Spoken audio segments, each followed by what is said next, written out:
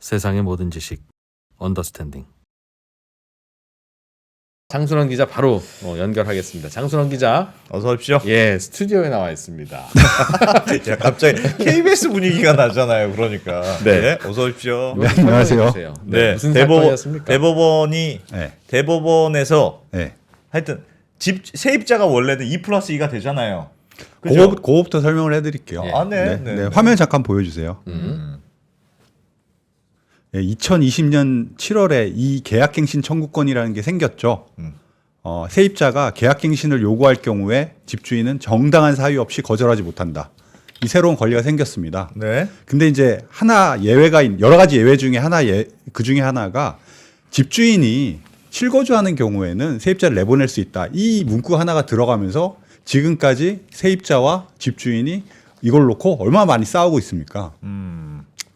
뭐 계약갱신권을 썼는 애, 실거주를 하는 애, 많은 애, 뭐 이런 걸로 계속 싸우고 있는데 지금까지 이제 이 세입자가 계약갱신 청구권을 쓰겠다고 할 때 집주인이 들어와서 살면 이제 세입자를 내보낼 수 있었는데, 그렇죠.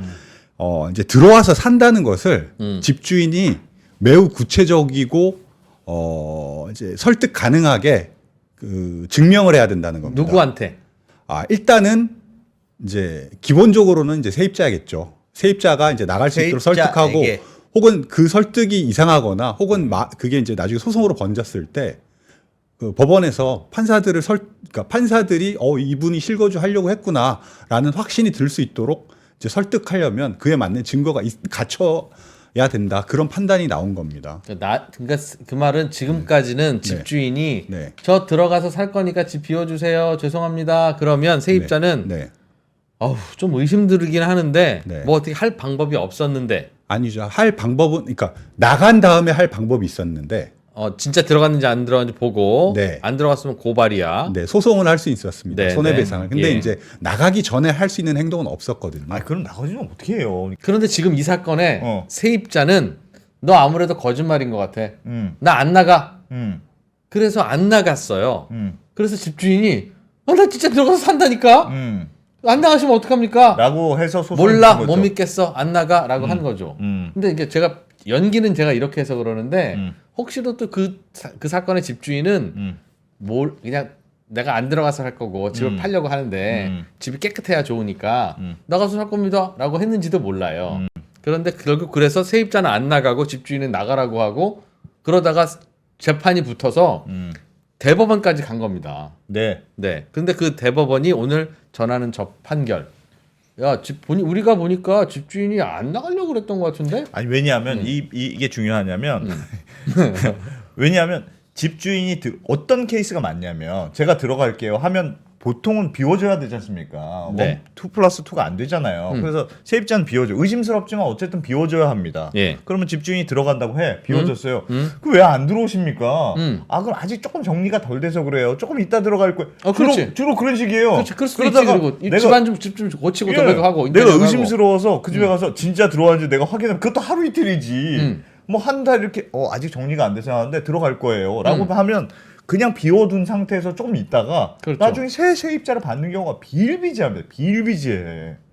그럴 그래서 수도 있죠. 현실적으로는 그런 일들이 굉장히 많기 때문에 세입자 입장에서 의심하는 게 굉장히 당연하고 맞아. 의심은 들 수 있어요. 굉장히 그렇지. 당연한데 지금까지는 의심했을 때 그럼 뭘 어떻게 했어야 되는지 몰랐는데 그거와 관련한 대법원 판결이 나왔으니 네. 그걸 이제 배워보자. 빨리. 배워보자. 빨리 배워보자. 네. 아니 그 사건의 흐름도까지 만들어왔는데 그걸 다 말씀해 주시면 어떡해요? 네, 말씀하십시오. 네, 화면을 잠깐 보여드릴게요. 네. 이제 요 사건의 개요를 살짝 설명을 해드리면 네. 19년 3월에 6억 3천만 원짜리 전세 계약을 맺습니다. 예. 근데 이제 7월에 임대차 보호법이 바뀌면서 계약갱신 청구권이 도입이 됐죠. 네. 그다음에 이제 집주인이 나가기 석 달 전에 계약 만기 석 달 전에 우리 이 집에 들어서 살 겁니다라고 의사를 표시했더니 5일 뒤에 세입자가 계약갱신 청구권을 씁니다. 우리 네. 계약 우리는 연장 못 내주겠어요. 연장해야 되겠어요. 연장해야 되겠습니다. 계속 살 거예요. 살 거예요. 뭐 물론 집주인한테 한테는 당신이 들어오면 내가 나가겠습니다라는 의사표시를 했다고 하는데 이건 뭐 세입자의 주장이 걸리니까. 예, 갱신권을 썼는데 그 뒤에 이제 집주인이 실거주 할 겁니다. 우리는 자녀가 지금 지방에 있는 국제 학교에 다니고 있는데 걔를 서울에 있는 요 집 근처의 학교를 다닐 거고 바로 지금 옆에 그 남편분이 살고 있는데 그 집 아파트는 급매로 내놓고 남편이랑 본인이랑 자녀랑 같이 살 거니까 나가주세요. 라고 했습니다. 근데 이제 이 당시의 상황을 좀 아셔야 될 게 말씀하셨듯이 그때 임대차 3법이 도입이 되면서 전세 가격이 무지하게 뛰던 시기입니다. 이 집은 이제 요게 이제 근처에 있는 집을 갖고 온 건데 꼭 그 사례는 아닌데 비슷할 거예요, 흐름이. 이 집은 6억 3천만 원에 이제 전세가 계약됐는데 2년 뒤에 9억에서 한 12억 사이니까 적어도 3, 4억이 뛴 겁니다. 그러니까 이제 집주인이 세입자를 계약갱신 청구권을 쓰지 못하도록 하고 내보내면 전세 보증금으로 3, 4억을 추가적으로 확보할 수 있는 상황이었거든요. 그러니까 이제 집주인은 내보내고 싶은 니즈가 컸고 세입자는 집주인이 안 들어올 것 같은데 괜히 하는 소리 같은데 괜히 하는 소리 수 있죠. 있죠. 왜냐하면 전세 가격이 뛰니까. 뛰니까 더 높게 받으려고 날 내보내는 거 아니야? 네. 본인은 이 가격에 있는 게 제일 싼 거거든요. 네, 마침 이 세입자도 옆에 근처에 있는 급매 아파트를 급매로 내놓겠다고 했는데 부동산에 요즘에 다 뜨지 않습니까? 그러니까 알아봤더니 급매로 나온 아파트가 없답니다. 집주인이 지금 살고 있는 아파트를 급매로 내놓는다고 해놓고 아직 급매로 안 내놨더라. 네, 안 내놓고 그 다음에 이제 거기 이제 초등학교가 뭐 초등학교인지 중학교인지 모르겠는데 그 학교가 있는데 이 전학 오려고 하는 그 본인 뭐 자녀가 거기 다녔나 봐요.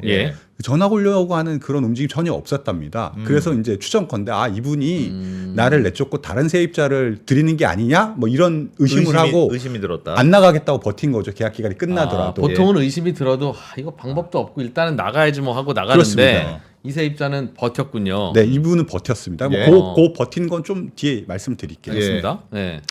그래서 이제 집주인이 나가달라고 이제 소송을 한 거죠. 소송을 집주인이 한 거고. 근데 이제 1심, 2심은 집주인이 이겼습니다. 그러니까 집주인이 들어온다는데 나가줘야지 왜 그래가 판결의 요지였겠죠? 그렇죠. 그 판결의 요지를 좀 정리를 했는데 보여드릴게요. 1, 2심은 야 재밌다 이거. 실거주를 그러니까 이 법을 만들 때 실거주를 객관적으로 입증해야 된다 내용을 넣었다 뺐다. 원래 법에 원래 그 초안은 그렇게 내용이 있었는데 그 내용을 뺐다.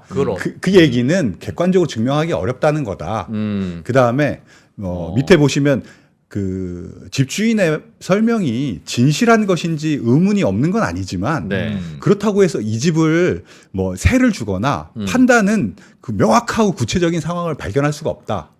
그러니 집주인이 그러니까 전학도 좀 있다 오고 금매도 좀 있다 내놓을 수 있는 거 아니냐. 물론 그렇죠. 나도 의심스러우나 그걸 가지고 집주인의 권리를 이렇게 박탈하기는 좀 어려운 것 같아. 맞습니다. 그렇게 본 겁니다. 그래서 1심, 2심은 다 집주인의 손을 들어줬습니다. 근데 이제 이게 대법원에서 바뀐 건데 이제 대법원의 논지는 이런 겁니다. 집주인이 갱신 거절하려면 이유를 증명해야 된다. 이건 이제 이런 논리는 이런 거예요. 계약갱신 청구권은 세입자의 권리잖아요. 그렇습니다. 권리를 깨려면 그 깨려는 사람이 증명해야 되는데 그것도 타당해. 근데 또 집주인은 들어가서 살 권리가 있잖아요. 그러니까 그 권리를 세입자가 깨려면 그것도 또 집중을 해야지.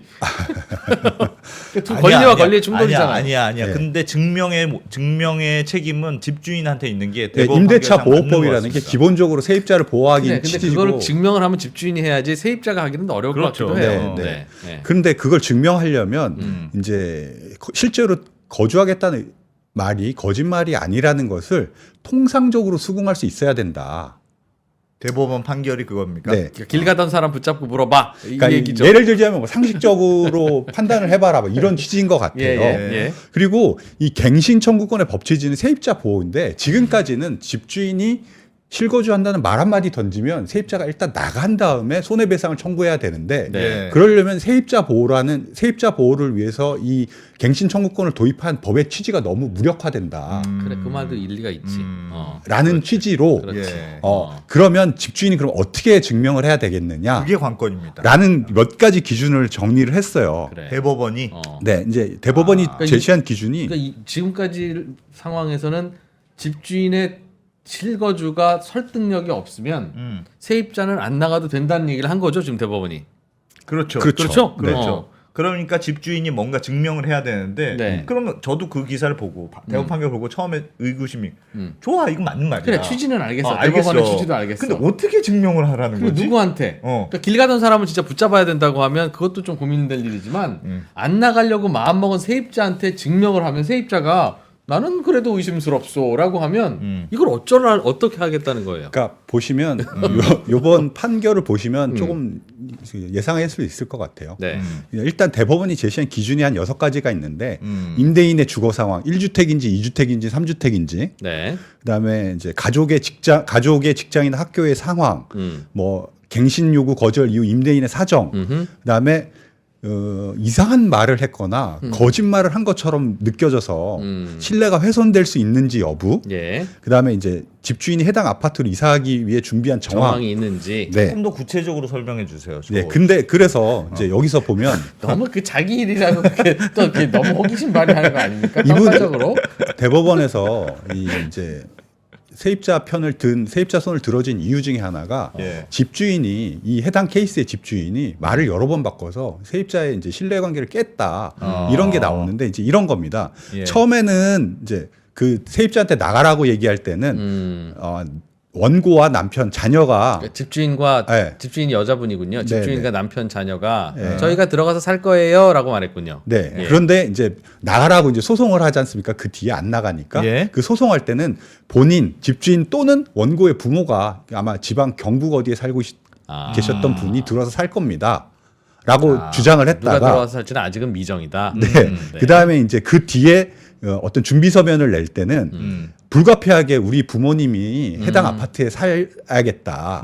이렇게 이제 부모님으로 그러니까 처음에는 내가 산다고 통보했다가 예. 마지막은 부모님이 산다고 네. 얘기한 거군요. 근데 이 변화하는 과정에서 이제 세입자 혹은 뭐 법원이 될 수도 있는데 그 왜 바뀌었는지를 합리적으로 설명하지 못했다. 왜 갑자기 부모님 사정은 왜 그러냐? 네. 그리고 뭐 부모님 사정 저거는 결정적이야. 그리고- 왜냐하면 네.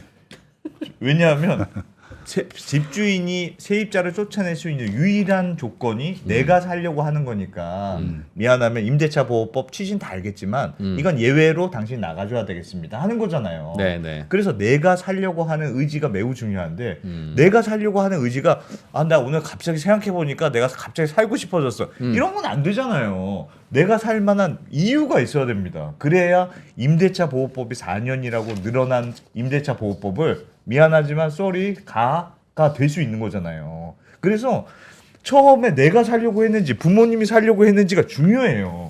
그러나 바뀌었다는 이유는 되게 이상한 근데 겁니다. 그 논리가 저도 동감은 많이 가지만 원래 그래서 임대차 보호법은 4년이에요. 할 거면 법에 4년으로 해놓고 처음부터 해놓든지. 그러면 그리고 나서 다만 중간에 2년 후에 집주인이 들어오려고 하면 그거는 양보해라. 가 돼야 되는 것 같은데 모르겠습니다. 이거 가지고 따지고 싶지는 않고 예. 제 개인적으로는 그냥 아주 개인적으로는 이 집주인이 본인이 들어가서 살 생각이 살짝 없었을 것 같기도 해요. 이 케이스는 그랬을 수 이 있을 것 케이스는 같아요. 그런 것 같은 네. 느낌은 들어. 네. 그러니까 뭐 예를 들면 뭐 지방에 국제학교 다니는 애를 서울로 옮기려면 절차가 복잡하고 아니면 준비를 했었어야 되는데 그런 그러나 네. 다만 내가 이제 저 집주인이라면 네. 일단은 세입자를 내보내 놓고 그 생각을 좀 다시 한번 해보자. 네. 어머니가 들어와서 사실 수도 있고 아니면 좀 국제학교 어떻게 하지? 좀 얘기돼. 일단은 근데 비워놔야 뭔가 다음 스텝을 밟을 수 있으니까 네. 그렇게 합시다라고 생각하고 저희 들어가서 살 거예요라고 전화했는지도 모르겠어요. 뭐 그렇게 바뀌었을 네. 수도 있는데 예. 그맨 마지막에 가서 이제 부모님이 이제 그 근처에 있는 병원을 다니시려고 이제 부모님 거주하는 걸 바꿨다라고 이제 설명을 했나 봐요 법원에서. 예. 근데 예. 그런데 이제 법원이 진료 기록부를 떼어라 했더니 과거 11년 동안 한 5번 진료받은 기록밖에 없다. 이 정도 갖고는 그 진료를 위해서 부모님을 자기 집으로 거주한다는 건 믿을 수가 없겠다. 이거 거짓말을 사실상 한 걸로 판단한 거군요. 그러니까 예. 그 말을. 아니 그런데 나이 드신 부모님이 그 병원에 한 번도 진료를 안 받았더라도 네. 지금부터는 근처에서 진료를 받겠다고 하는 게 왜 이상합니까 그건? 그러니까 그거는 저는 그러니까 그거를 이렇게 그러니까 대법원 판결의 취지가 그거 같아요. 그러니까 집주인이 그냥 별다른 이유 없지만 나는 살고 싶어요라는 생각만으로는 안 된다는 거잖아요. 그러니까 부모님이 들어갈 수도 있고 내가 들어갈 수도 있고 딸이 들어갈 수도 있는데 그런 생각이 난 들었다는 이유만으로 그 집에 들어가야 되는 명확한 이유가 있어야 되는데 부모님이 아프시다는 거 사실은 저희 세대만 해도 부모님들이 아프실 수 있죠. 서울의 대형 병원에 한 달에 한두 번 다니실 수 있는데 그 정도 사유로는 그 집에 부모님이 꼭 살아야 되는 이유로 인정하지 못한다는 이제 일종의 판례를 남긴 거죠. 그리고 더 중요한 건 이분이 다주택자예요. 네. 그러니까 이 사건의 아파트도 집주인이. 있고, 집주인 예, 사건의 아파트도 있고, 사건의 아파트의 5분 거리 아파트도 있고, 본인들 사는 거. 제주도에도 뭐 있고, 예. 뭐 이렇게 있는데, 그럼 왜 꼭 그 집에 네가 직접 들어가서 살아야 되느냐? 그렇다고 제주도에 들어가서 살라고요? 그러니까 제주도는 아니지만 그 옆집에 그냥 살 수도 있는 건데. 새 들어서 내 집 두고 내 집 두고 내 옆에 있는 집도 내 집이고 네. 그 원고의 남편이 살고 있었어요. 가까운 곳에 있다고는 들었는데 네. 근데 알겠어요. 그러니까 우리가 친구면 네. 야, 네가 좀 저기서 잠깐 살고 있을 때 사정 좀 봐주라면 해주는 게 그거지만 네. 이거는 이게 되게 복잡한 것이 네. 세입자의 권리를 법으로 보호하기로 했으니까 보호할 거냐? 네. 보호해야죠. 네. 우리가 그렇게 하기로 했으니까. 네. 다만 더 근본적으로 우리 사회는 사유재산 제도잖아요. 네, 네. 내가 내 집을 소유하고 보유하고 이용할 수 있는 권리가 있는데 맞습니다. 맞는데 예. 근데 이게 이제 그 딱 하나뿐만이 아니라 여러 가지를 봤을 때 그렇기도 하고 우리 집을 금매로 내놓는다고 했는데 그래. 안 내놨어. 네. 애들 전학도 안 시켰어. 아무튼 그래서 여러 가지들을 다 고려해봤을 때 법원은 이거는 실제 거주 의사가 없구나라고 판단을 한 겁니다. 그러면서 이제 하급심에도 니네 그걸 할 때는 이 원칙은 세입자의 계약갱신 청구권, 세입자 보호라는 거에 우선을 두고 집주인이 정말 실거주할 건지 디테일한 거 하나하나를 잘 살펴서 하급심에서도 판단을 하라라는 취지로 이 법원의 판결을 내린 거죠. 그러면 궁금한 게 있습니다. 장 기자님. 네. 기준은 알겠어요. 네. 기준은 알겠는데 그러면 지금은 소송이 붙었으니까 네. 법원이 이런저런 정황을 가지고 입증이 안 됐다라고 판단을 해준 거지만 네. 모든 경우를 다 이렇게 소송으로 갈 수는 없지 않습니까? 그렇죠. 그러면 네. 내가 세입자고 네. 집주인 통보가 왔어요. 그럼 나는 의심스러워. 네. 그러면 증명을 좀 하셔야죠. 네. 이렇게 요구하라는 뜻입니까? 그러니까 세입자한테? 요구하라는 게 아니라 집주인이 그걸 해야 된다는 거죠. 앞으로는 증명을 해야 되는데 어떻게 증명을 하냐. 근데 상식적으로 만약에 제가 집이 한 채가 있고요. 예. 저는 지금 새를 살고 있어요. 그리고 여의도에 집이 있어요. 근데 제가 여의도에 들어가고 싶어요. 네. 그럼 제가 어떻게 합니까? 세입자한테 일단 제가 이 집에 제가 이 들어가니까 집에 들어가서 살 거예요. 집주인 장순원입니다. 네, 나가주세요. 둔촌 장순원입니다. 네, 나가주세요. 뭐 만기 때 나가주세요. 이렇게 말씀드리겠죠. 일단 얘기를 하겠죠. 네. 그리고 저는 저희 집을 이제 내놓겠죠. 저희 지금 살고 있는 전세로 내놓겠지. 살고 있는 전세로 집을. 살고 있는 집 뭐 내놓겠죠. 내놓겠죠. 그다음에 뭐 팔든 학원을 팔든. 알아보든 뭐 애 옮길 이제 학교를 알아보든 이제 알아보겠죠. 볼 수도 있고 예. 예, 이사하고 알아볼 수도 있고. 뭐 이사하고 알아볼 네, 수도 있는 네. 이사 전에 알아볼 수도 있고. 근데 네. 이런 것들을 적극적으로 조금 이제 준비를 해둬야 된다는 거죠. 앞으로 집주인이. 그게 그런 게 없으면 이거 아니야, 이거 세입자가 소송할 수 있다. 세입자가 안 나가서 소송할 수 있는 거죠. 이거는 네. 세입자가 안 나가서 소송이 이미 됐기 때문에 네.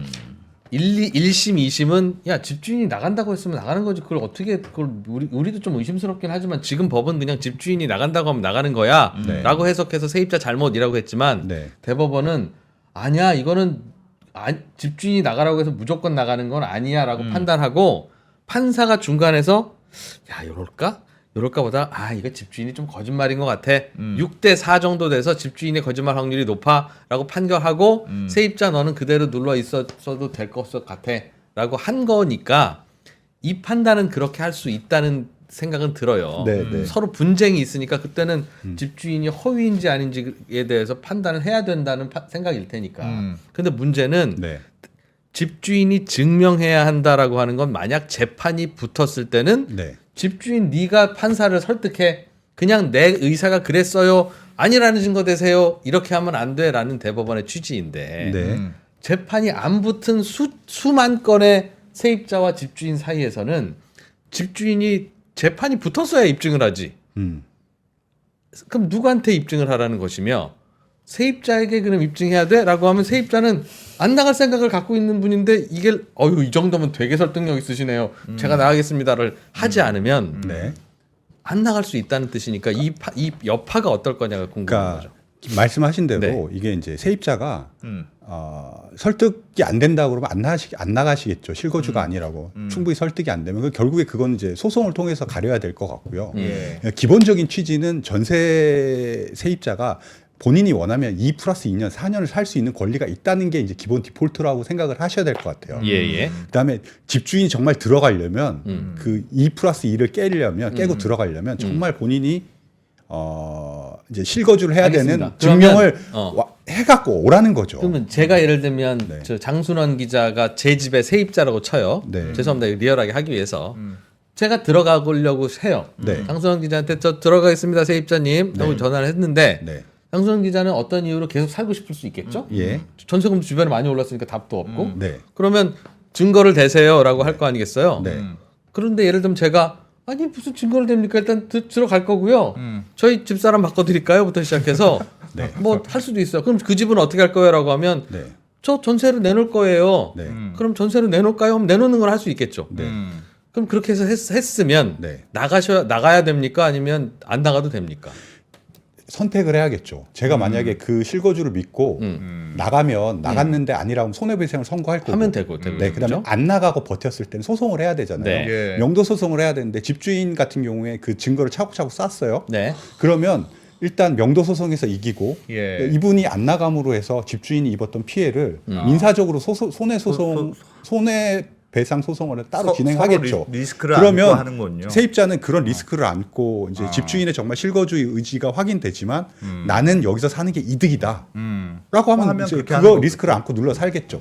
그런데 대체로는 네. 이 집에 살려고 하는 게 결국은 경제적인 이유일 테니까 네. 내가 이 집에 살았어야 되는데 이 집에 못 살고 다른 집에 살아서 생긴 어떤 그 불편함이 네. 불편함을 물어내라고 네. 할 수 있을 건데 네. 그 불편함의 정도가 알겠어요. 세입자 입장에서는 네. 그냥 계속 눌러서 살면서 얻을 경제적 이익보다 같거나 작을 가능성이 높다고요. 그렇죠. 그러니까 세입자는 야 주변 나가면 15억인데 네. 나 여기 계속 눌러 살 8억에 눌러 살 수 있네.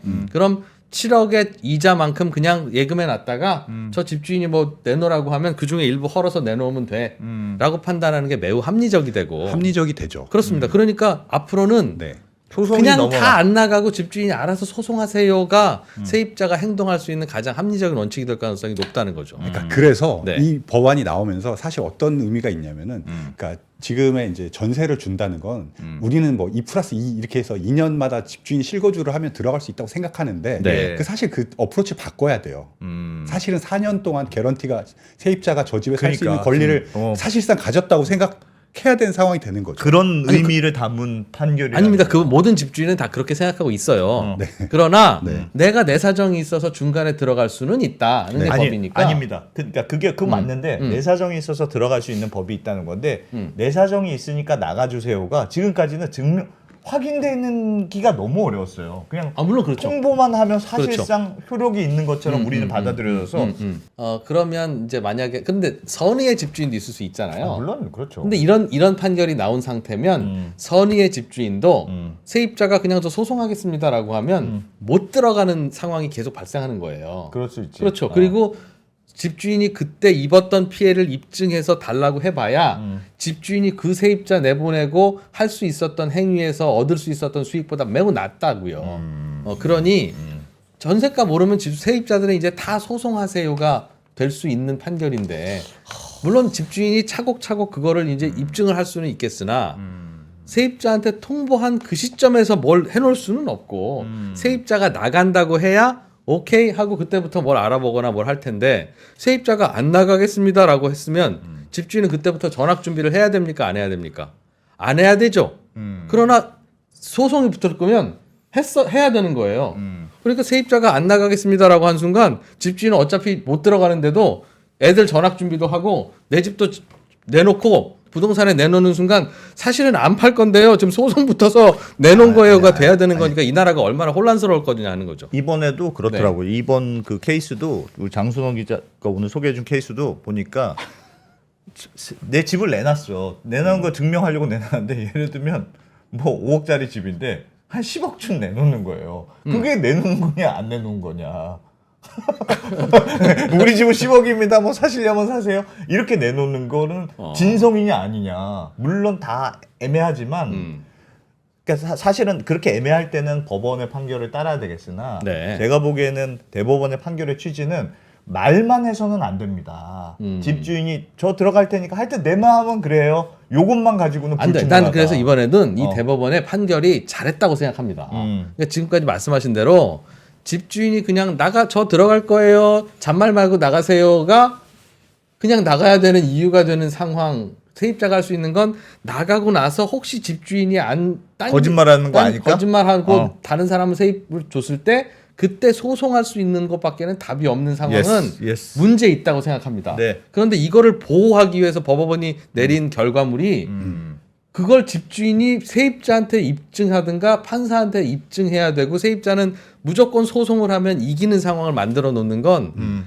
조금 전에 그 이상한 상황에 반대해서 더 이상하게 만들어 놓은 거라서 우리는 어떻게 해야 되는 거냐. 대법원의 이번 판단이 일리는 있고 거기에 대한 세입자 보호를 권리를 해줘야 되는 건 맞는데 이런 식으로 재판이 붙으면 하여튼 우리는 입증 여부를 알아볼 거예요라고 툭 던져 놓으면 다음은 어떡하지?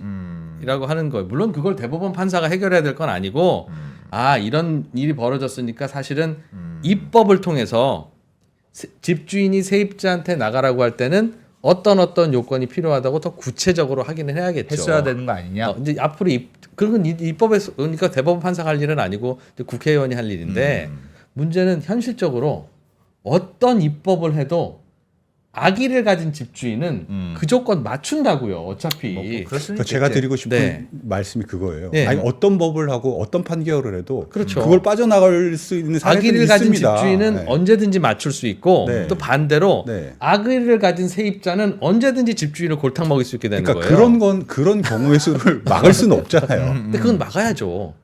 아니, 그렇긴 한데 네. 그러니까 이번은 대법원 판결이라서 사실은 그냥 이런 판결 원칙만 한 거고 네.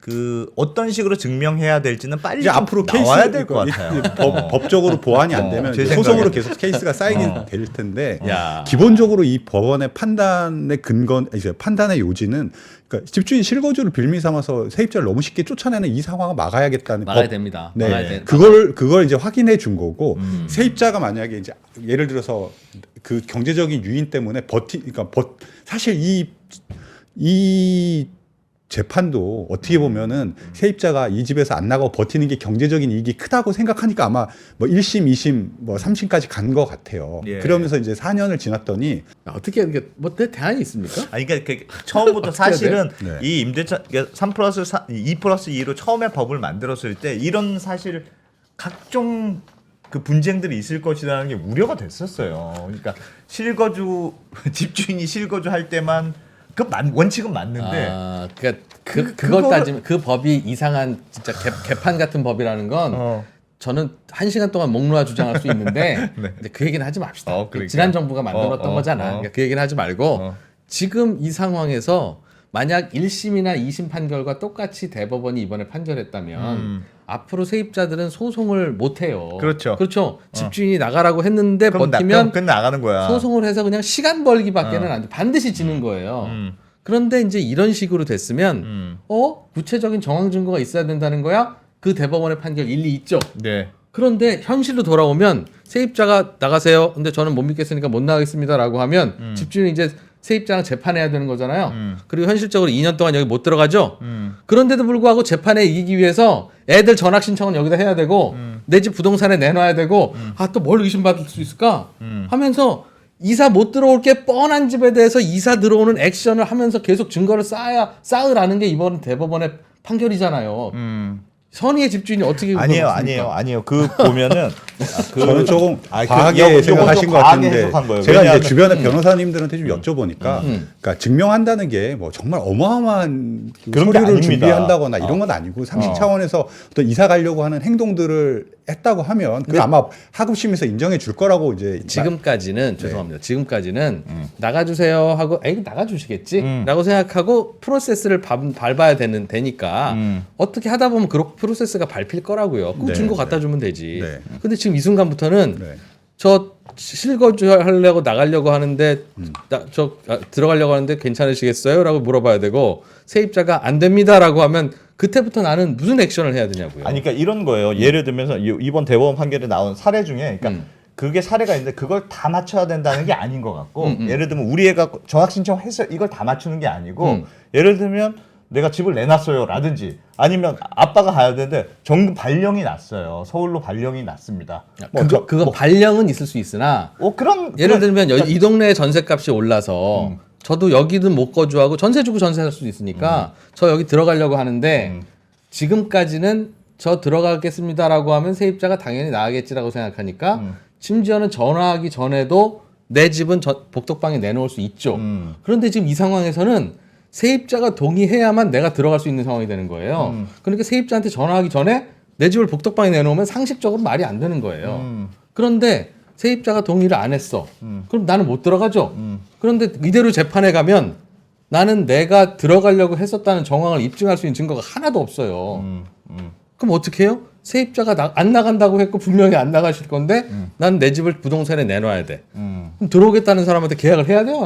아니 그거는 네. 만약에 그러면은 거기에 대한 손해배상 청구를 하겠죠. 네. 내가 진짜로 나가려는 입증이 충분히 되면 내가 세입자가 버텨서 못 들어간 거에 대한 손해배상을 하면 돼. 그건 똑같습니다. 근데 그거 하려면 세입자나 집주인이나 불편함에 대한 손해배상을 하는 건 똑같습니다. 아니죠. 세입자는 억울하게 나간 다음에는 집주인이 다른 세입자를 들이는지만 관찰하고 그 증거만 잡으면 되는데 이런 상황에서의 집주인은 못 들어갈 게 뻔한데 내 집을 내놓고 심지어 보러 오는 사람한테는 보러 올 필요도 없습니다 라고 해야 되는데 보러 올 필요가 없다고 분명히 답을 했어. 너 그럼 안 나가려고 하는 거야?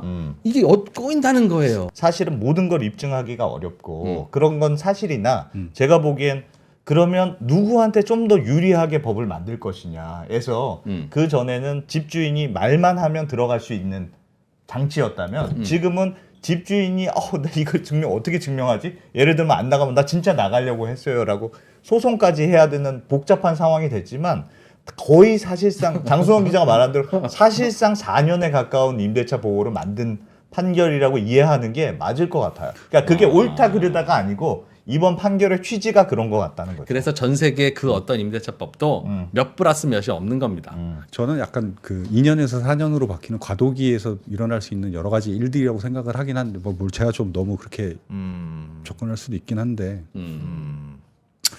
네, 뭐. 자, 이런 게 있었습니다. 잘못한 사람은 하나도 없고 다들 최선을 다해서 재판도 했고 했는데 결국은 어떻게 해야 될지 답은 없고 지금 이제 전셋값이 급등할 때마다 전국이 다 소송전이 벌어질 거다 이제.